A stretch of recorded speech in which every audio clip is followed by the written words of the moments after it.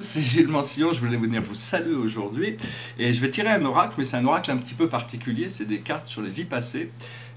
Sont pas mal, moi, il manque quand même beaucoup d'archétypes dans ces cartes, donc ce serait peut-être bien de faire une version plus évoluée.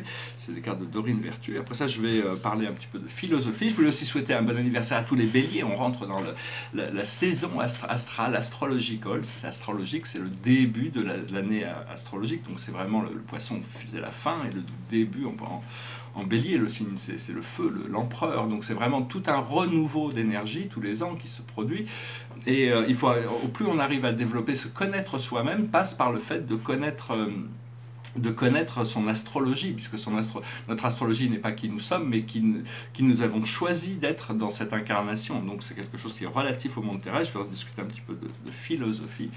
Alors bon, on va voir quelle est la plus haute sagesse pour nous aujourd'hui, c'est l'Égypte. C'est-à-dire, c'est l'Égypte, c'est toutes ces mémoires, cette connaissance.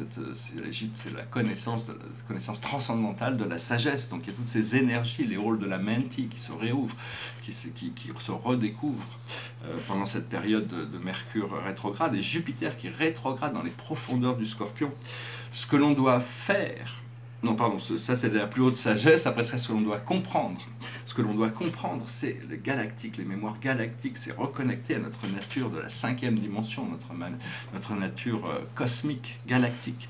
Et donc il y a toute une reconnexion, on est tous connectés à différentes familles galactiques, différentes énergies de l'univers. On n'a pas atterri ici par hasard, on est parti d'un groupe quand on est arrivé, on s'est un petit peu dispersé sur Terre, mais l'idée c'est de reconnecter avec cette connexion galactique, et c'est à travers cette connaissance de cette sagesse transcendantale de l'Égypte. Pour ceux qui cherchent à en savoir plus, le premier accès, c'est dans un livre qui s'appelle le Kybalion, K-Y-B-A-L-I-O-N. Il faut intégrer ça, et après à passer dans les tablettes émeraudes de Thoth, c'est la connaissance de la sagesse égyptienne.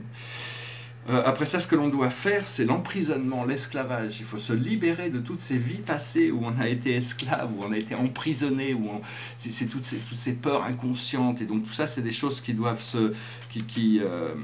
on doit. Comment on fait ça? C'est-à-dire comment c'est grâce à cette c'est la carte de gréco-romain, c'est-à-dire le pouvoir de la connaissance et de la transcendance à travers cette époque mythologique où tous ces êtres galactiques justement étaient venus pour montrer qu'ils avaient un contrôle supérieur de la vie, ils avaient des pouvoirs divins, disons.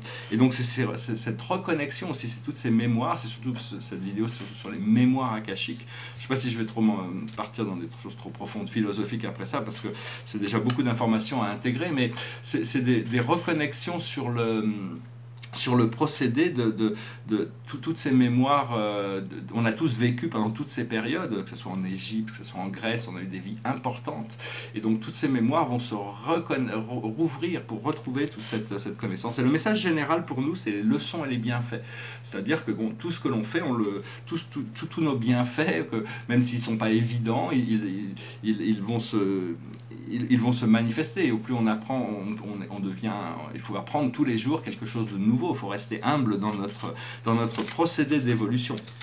Voilà, derrière moi c'est un tableau, bon, c'est un autoportrait astrologique, hein, c'est un autoportrait astrologique avec mon soleil, mon ascendant en poisson, Vénus et Jupiter, il y a plein d'autres planètes, toutes ces planètes, c'est des tableaux qui sont assez merveilleux pour moi, parce que ça me permet de mieux me connaître, c'est-à-dire que je comprends, c'est-à-dire où étaient ces planètes, quelles sont ces influences astrologiques au moment de ma naissance, quand on est, hein, ces planètes nous impriment ces énergies, et donc il y a toutes sortes de petites planètes qui ont beaucoup d'influence et beaucoup d'importance, et donc c'est intéressant pour moi de pouvoir utiliser ça comme un miroir, pour me refléter.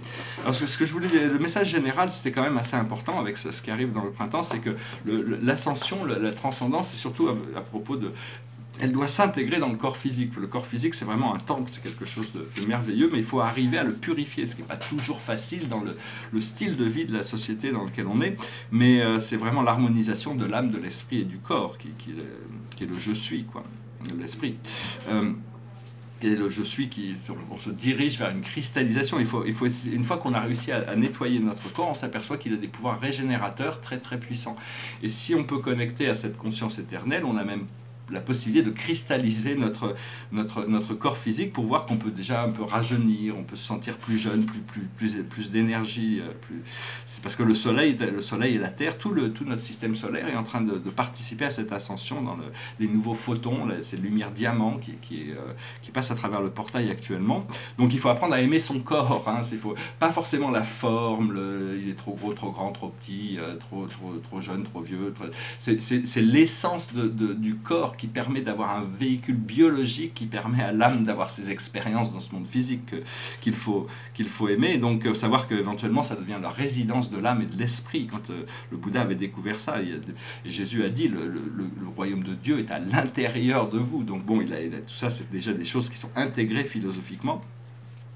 L'autre jour, j'ai reçu la visite, je voudrais le saluer, c'est un maître planétaire qui s'appelle Kutumi, qui enseigne la sagesse, hein, et donc il est venu me voir l'autre jour. Je vais dire que, bon, je le connais pas très, enfin je veux dire, il y a toutes, en réalité c'est quelqu'un qui a eu plusieurs incarnations sur Terre, qui est connu sur Terre sous le nom de Pythagore. C'est aussi lui qui a créé le Taj Mahal, mais sa dernière incarnation, il s'appelait Kutumi, et donc il a gardé ce nom. Donc c'est un grand enseignant planétaire. Vous pouvez l'appeler, il viendra vous aider si vous l'appelez.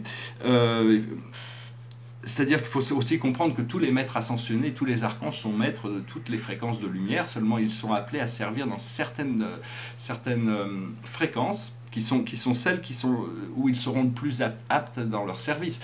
Et donc ce qu'il faut comprendre, c'est quelle est la fréquence de votre âme, dans quelle fréquence de lumière vous êtes le plus confortable pour arriver à trouver là où il y a le plus de contenu spirituel. C'est-à-dire on est connecté dans la lumière blanche, il y a toute la lumière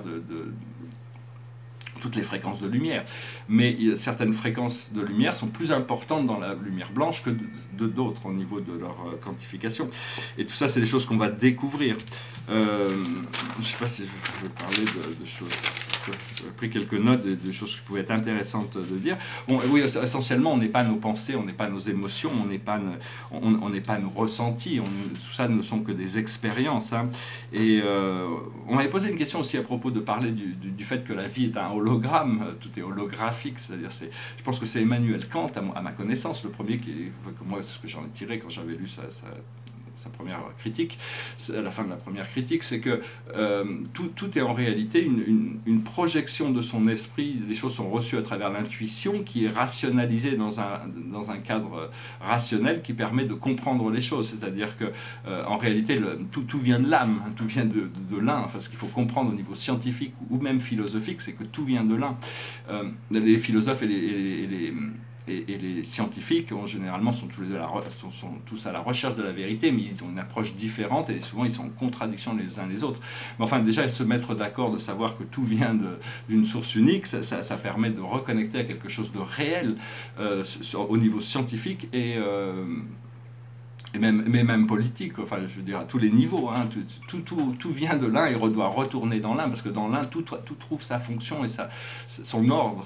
Il n'y a pas d'ordre prédéfini à la matière, il y a une intelligence qui donne l'ordre à la matière. Ces cellules de notre corps ne pourraient pas s'organiser comme ça, on n'a pas assez d'intelligence, l'être humain, pour arriver à créer un univers aussi complexe que le monde biologique et physique. Il y a forcément une intelligence supérieure qui guide le procédé et qui permet à tout ça d'exister. Donc ça, c'est l'idée en philosophie aussi bien qu'en science, même au niveau de théorie, c'est comme essayer de trouver des choses qui deviennent un sens commun, des théories qui...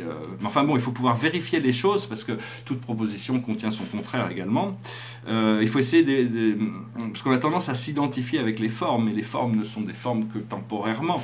Donc en réalité, c'est une essence qui se recherche, c'est-à-dire, personnellement, ce que je sais pour sûr au niveau de toutes ces réalités spirituelles sont des choses que mon âme m'a montré, que mes guides m'ont montré, que j'ai pu réaliser dans mon expérience.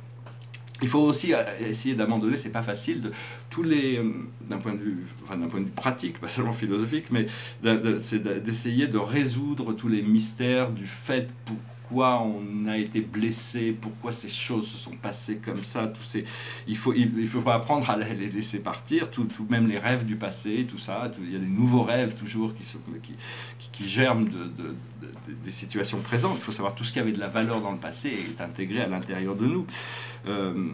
le temps, c'est les énergies de la vie, et tout ça, c'est accéléré.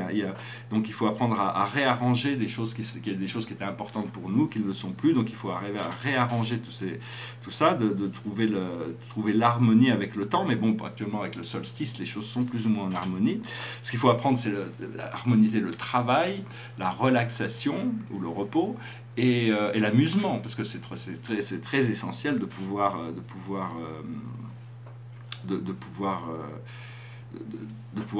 être comblé à tous ces niveaux. Trouver un travail, si le travail que vous faites ne vous satisfait pas, vous ne vous trouvez pas heureux et épanoui dans ce travail, il est peut-être moment de penser à qu'est-ce qui pourrait vous faire quel genre de travail vous pourrez vous rendre heureux, et à partir de ce moment-là, il y a toujours des opportunités, des choses qui se mettent en place avec le temps. Voilà, j'espère que ce message aura été intéressant pour vous. Je voulais aussi finir peut-être pour dire que parler des anges gardiens, c'est-à-dire il y a des gens qui croient, il y a toutes sortes de croyances sur Terre, et donc ici j'aborde des choses profondes, mais des choses un peu qui peuvent adresser, certaines choses peuvent résonner avec vous, certaines d'autres moins, mais moi mon ange gardien c'est quelqu'un avec qui j'adore communier, qui est toujours là présent. Un ange gardien, c'est des grands anges, c'est des séraphins, c'est pas des chérubins, c'est pas des sanobins, c'est pas des créatures médianes, c'est des séraphins. Et pour eux, c'est le fait de... Disons que c'est des... c'est eux qui gèrent tout le monde, tout le monde de l'esprit, dans le monde de l'univers, alors que la présence je suis gère tout ce qui se passe à l'intérieur, mais il y a une synchronisation avec ces deux esprits qui fait que la vie peut évoluer. Mais bon, les anges sont des personnalités discrètes, sont des personnalités qui n'ont pas de forme ni d'aspect, ils sont des étincelles divines qui contrôlent un spectre de fréquences divines pour la fonction dans laquelle ils travaillent. Ils sont dans l'antimatière, dans toutes sortes de dimensions, même jusqu'au paradis. Il y a des anges au paradis qui sont depuis la création du cosmos, puisqu'il y a des gens du cosmos qui arrivent au paradis, ils ont besoin de ministres pour leur apprendre les choses du paradis. Et donc toutes ces choses, on va découvrir. C'est des choses qui sont bien révélées dans le livre d'Urantia, pour ceux qui cherchent. C'est un gros livre, Urantia, c'est une sorte d'aperçu de l'univers divin. Donc c'est vraiment quelque chose qui prend du temps à comprendre.